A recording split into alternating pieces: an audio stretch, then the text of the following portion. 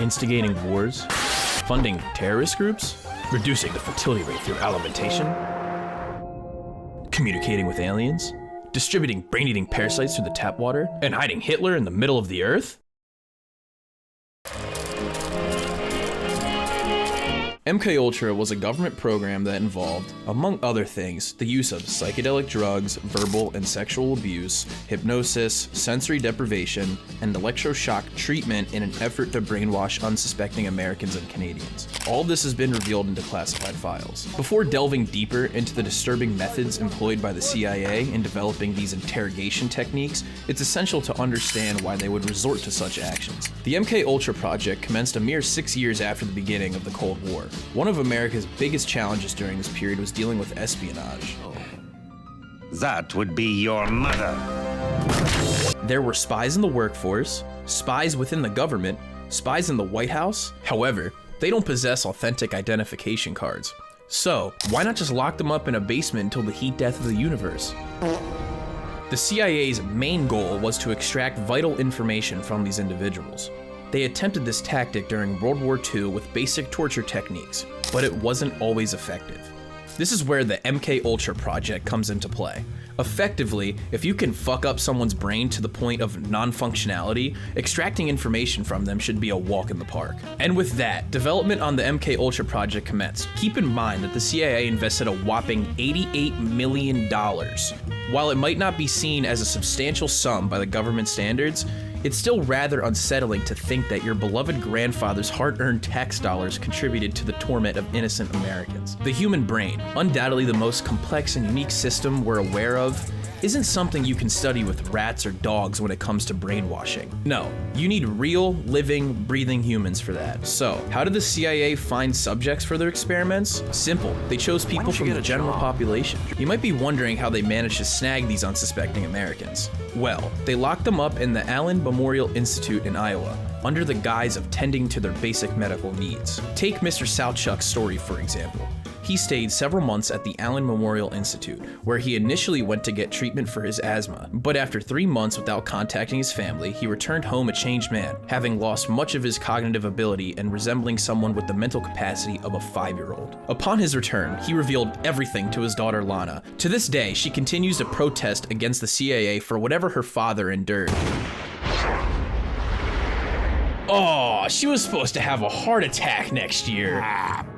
According to Mr. Salchuk, he experienced the brutality of shock therapy and was unknowingly and non-consensually drugged. Following this ordeal, he was plunged into an insulin coma for 36 days. Beside him, a recorder played a voice message on loop, saying, "Your mother hates you." My father, Charles, was a patient of Dr. Cameron's, so they sent him to a shrink. This shrink that he went to was working with Cameron, although we didn't know. So he put my father right into the program. Donald Ewan Cameron. Dr. Cameron held prestigious positions throughout his career. He served as president of the Psychiatric Association for a year, contributed to the World Psychiatric Association for 5 years, and the list goes on. Without a doubt, Dr. Cameron was a respected and renowned psychiatrist. It's no wonder he was entrusted with overseeing various interrogation methods. Alongside chemist Sidney Gottlieb, he first began his experiments using drugs in pursuit of developing the ultimate truth serum. The MKULTRA project was divided into 2 parts. The first aimed at breaking the subject's mental state through drugs, torture, sexual abuse, and other methods. The second focused on implanting a new set of beliefs and mental states. In the beginning, researchers focused on LSD. Experiments involved administering it to CIA employees, military personnel, doctors, other government agents, prostitutes, mentally ill patients, and unsuspecting members of the public to study their reactions. Often given without informed consent, this violated the Nuremberg Code, which the US had agreed to follow after World War II. Recruiting subjects occurred during Operation Midnight Climax. The CIA established several brothels to select men who'd be too embarrassed to share their experiences. These men were given LSD, observed through one-way mirrors, and filmed for future analysis. In an extreme case, subjects received LSD for up to 77 consecutive days. However, due to its unpredictability, LSD was eventually rejected in favor of other drugs by MKULTRA researchers like chemist Sidney Gottlieb.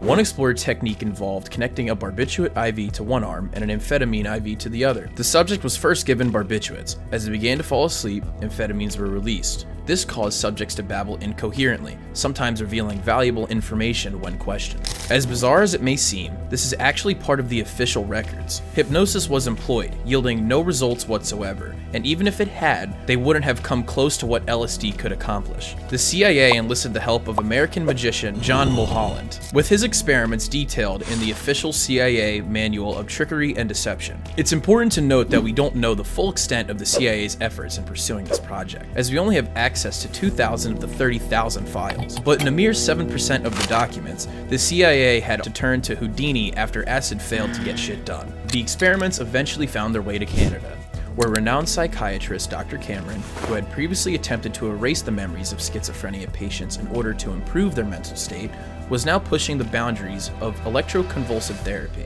He used a staggering 30 to 40 times the standard power on individuals who, surprisingly, were not dealing with any psychological difficulties. This innovative approach left the subjects with unexpected side effects, such as incontinence, amnesia, and inability to speak, forgetting their own parents, and laughably, yet tragically believing their interrogators to be their parents.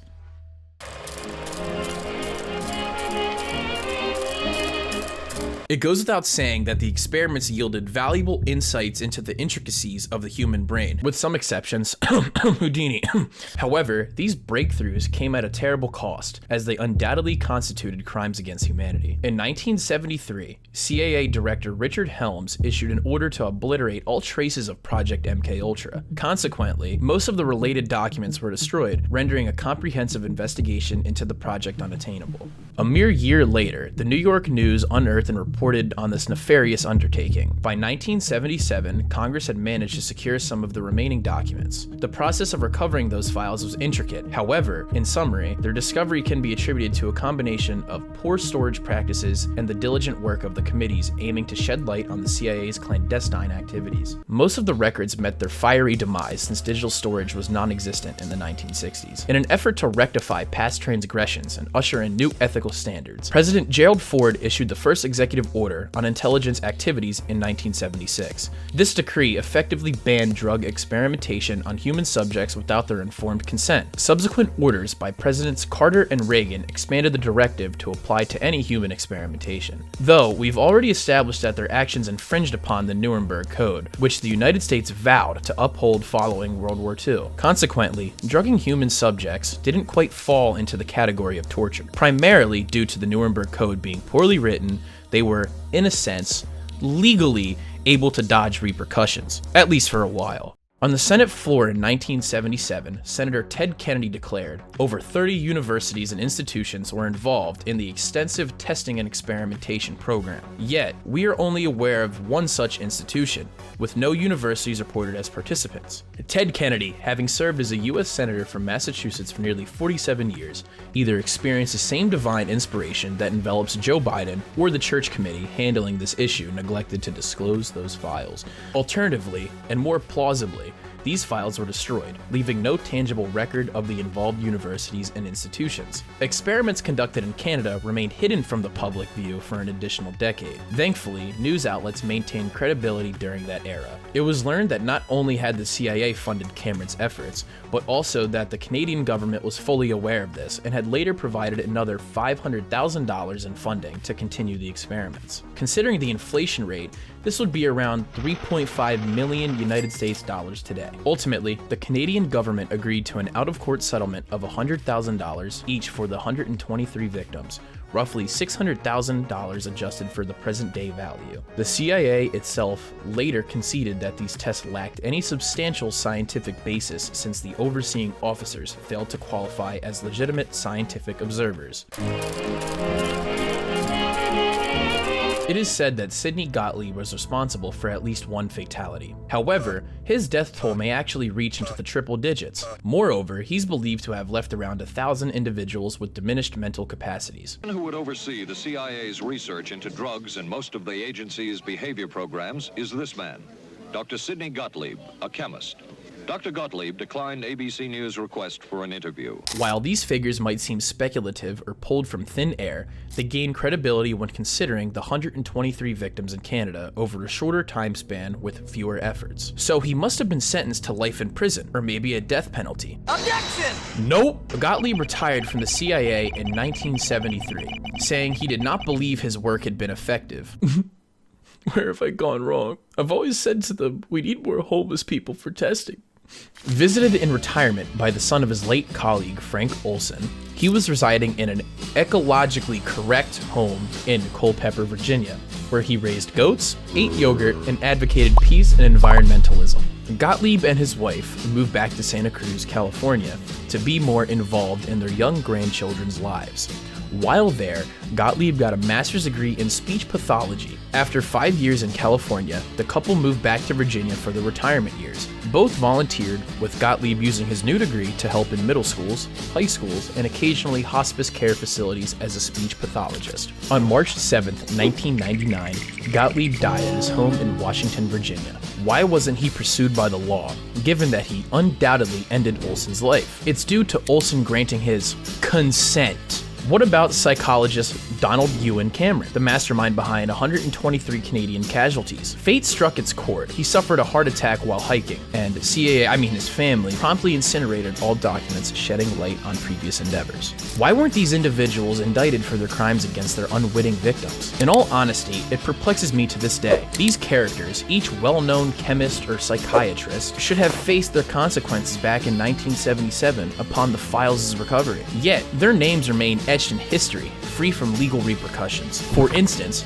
Martin Theodore Orn, a key participant in the project, received substantial funding. However, Orn remained skeptical about the possibility of utilizing hypnosis to create a Manchurian candidate. In conclusion, perhaps aspiring scientists should consider joining the CIA, provided they commit fully to a project. It appears that complete dedication garners immunity from any potential consequences. Of course, departing from a project prematurely may result in an abrupt exit from the 13th floor of a building, that is.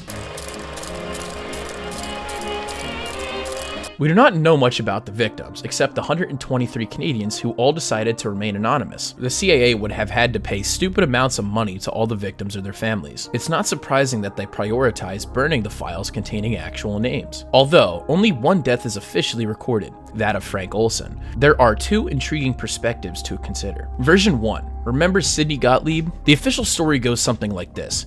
Gottlieb consensually bullshit gave LSD to Olson and tied him to a bed for his safety, while a CIA doctor monitored him.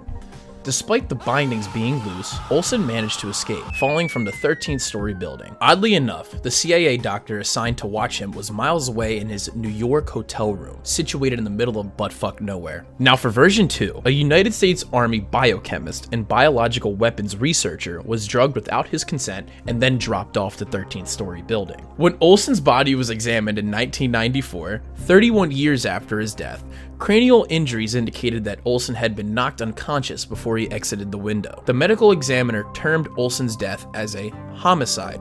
In 1975, Olson's family received a $750,000 settlement from the United States government and formal apologies from President Gerald Ford and CIA Director William Colby. Consider that Olson was a biochemist and biological weapons researcher who withdrew from several top-secret CIA projects due to a profound moral crisis over the nature of his work. Olson's ethical concerns extended to the CIA's development of assassination materials, their use of biological warfare elements in covert operations, the testing of biological weapons in populated areas, and the collaboration with former Nazi scientists under Operation Paperclip. Additionally, he was troubled by LSD mind control research and the administration of psychoactive drugs during terminal interrogations as part of Project Artichoke. And just to add a twist to this tale, Olson died in New York, an unexpected location for such experiments, making his case all the more extraordinary. MK MKUltra undoubtedly had a profound impact on various scientific fields and altered the public's view of the CIA. Its most noteworthy contribution was a study of LSD, with these incidents being the first recorded cases of the substance's use on human subjects. Many argue that this laid the foundation for the hippie culture that emerged in the 60s, shortly after MKUltra began its experimentation. However, I find this difficult to accept, as LSD lacks the addictive potential commonly associated with other cooler drugs. Thus, it seems unlikely that former test subjects could have sparked the hippie movement. The lone exception might be Ken Kesey, an unpaid volunteer in one of MKUltra's public experiments. After experiencing the effects of LSD, he went on to promote its use among his peers at Stanford University. Another supposed consequence of MKUltra is the creation of the unabomber, a claim neither confirmed nor denied by Ted Kaczynski himself, but merely suspected by his brother. Kathy O'Brien authored 2 books detailing her alleged involvement in MKUltra as a child under Operation Monarch. However, her accounts contain numerous inconsistencies and lack credible evidence, placing them in close proximity to alien theories. Given the government's substantial investment in founding MKUltra, it is evident that they hold a significant interest in mind control. The most popular theory suggests that mind control is achieved through the media, which is totally false.